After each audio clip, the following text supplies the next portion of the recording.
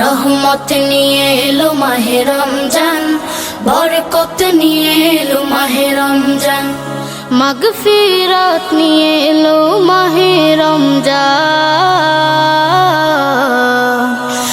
রহমত নিয়ে এলো মাহে রমজান, বরকত নিয়ে এলো মাহে রমজান, মাগফিরাত নিয়ে এলো মাহে রমজান।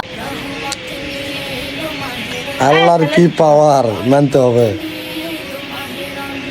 কার কত বড় ক্ষমতা আছে আজানের আগে হাত দিয়ে খাও দেখি, তার আদেশ না হওয়া পর্যন্ত খাওয়া যাচ্ছে না। তার আদেশের অপেক্ষায় আমরা বসে আছি। এটাই হচ্ছে আল্লাহর পাওয়ার।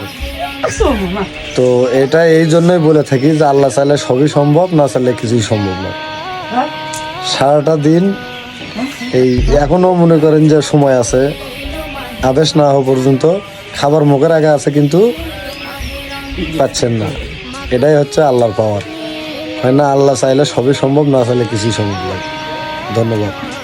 সবার দাওয়াত রইল ইফতারি।